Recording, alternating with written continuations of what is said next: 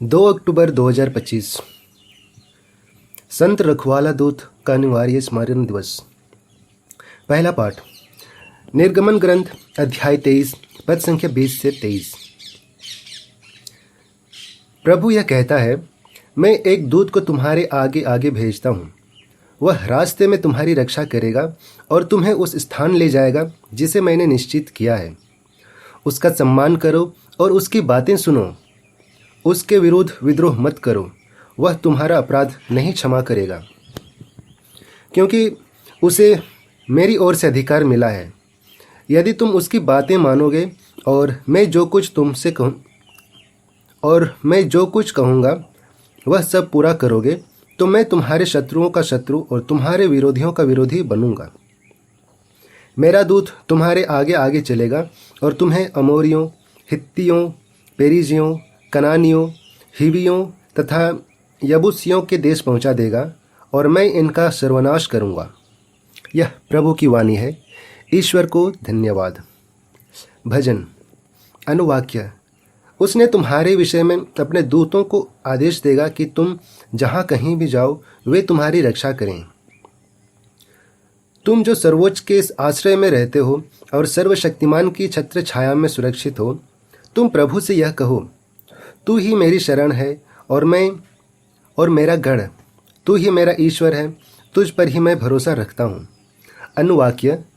उसने तुम्हारे विषय में अपने दूतों को आदेश दिया है कि तुम जहाँ कहीं भी जाओ वे तुम्हारी रक्षा करें। वह तुम्हें बहेलिये के फंदे से छुड़ाएगा जो तुम्हारा सर्वनाश चाहता है। वह तुम्हें अपने पंखों में छिपाएगा और तुम्हें उसके पैरों के नीचे शरण स्थान मिलेगा। अनुवाक्य। उसने तुम्हारे विषय में अपने दूतों को आदेश दिया है कि तुम जहाँ कहीं भी जाओ वे तुम्हारी रक्षा करें। तुम्हें ना तो रात्रि के आतंक से भय होगा और ना दिन में चलने वाले बाण से ही, ना अंधकार में फैलने वाले महामारी से और ना दोपहर को उजाड़ने वाली विपत्ति से ही। अनुवाक्य। उसने तुम्हारे विषय में अपने दूतों को आदेश दिया है कि तुम जहाँ कहीं भी जाओ वे तुम्हारी रक्षा करें।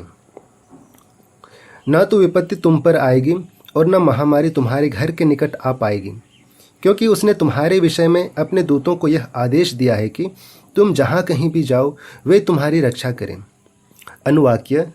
उसने तुम्हारे विषय में अपने दूतों को आदेश दिया है कि तुम जहाँ कहीं भी जाओ वे तुम्हारी रक्षा करें। Alleluia, alleluia, alleluia. प्रभु की इच्छा पर चलने वाले उसके समस्त सेवकों, प्रभु को धन्य कहो। अल्लेलुया। संत मत्ती के अनुसार आज का पवित्र सुसमाचार अध्याय 18 पद संख्या 1 से 5 और 10। शिष्य यीशु के पास आकर पूछने लगे, स्वर्ग के राज्य में सबसे बड़ा कौन है? यीशु ने एक बालक को बुलाया और उसे उनके बीच खड़ा कर कहा, मैं तुम लोगों से कह देता हूँ, यदि तुम फिर छोटे बालकों जैसे नहीं बन जाओगे तो स्वर्ग के राज्य में प्रवेश नहीं करोगे। इसलिए जो अपने को इस बालक जैसे छोटा समझता है वही स्वर्ग के राज्य में सबसे बड़ा है, और जो मेरे नाम पर इस बालक का स्वागत करता है वह मेरा स्वागत करता है। सावधान रहो, इन नन्हों में से एक को भी तुच्छ न समझो। मैं तुमसे कहता हूँ, उनके दूत स्वर्ग में निरंतर मेरे स्वर्गिक पिता के दर्शन करते हैं।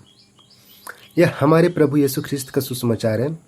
हे ख्रिस्त, तेरी स्तुति हो। तो आइए आज के इन पाठों पर हम मनन चिंतन करते हैं और इसे हम सुनेंगे फादर डेनिस तिग्गा के द्वारा, और वो बताते हैं, आज हम रक्षक दूतों का पर्व मनाते हैं, जिसके बारे में हम मत्ती के सुसमाचार अध्याय 18 का 10वें पद में पाते हैं, जहां यीशु कहते हैं, देखो तुम इन छोटे बच्चों को तुच्छ मत समझो, क्योंकि मैं तुमसे कहता हूं कि इनके स्वर्गदूत स्वर्ग में सदा मेरे पिता का मुख देखते हैं। यह वचन हमें याद दिलाता है कि हर व्यक्ति, विशेषकर जो कमजोर और मासूम हैं, उनकी देखभाल के लिए ईश्वर विशेष दूतों को भेजते हैं। ये दूत हमेशा ईश्वर की उपस्थिति में रहते हैं और उनके जरिए ईश्वर का गहरा प्रेम और देखभाल हम तक पहुंचती है। रक्षक दूत ईश्वर की सुरक्षा और मार्गदर्शन का अद्भुत संकेत है। ये सिर्फ आकाशीय प्राणी नहीं है, बल्कि हमारे व्यक्तिगत मार्गदर्शक हैं, जो हमें जीवन के सफर में मदद और सुरक्षा देने के लिए भेजे गए हैं।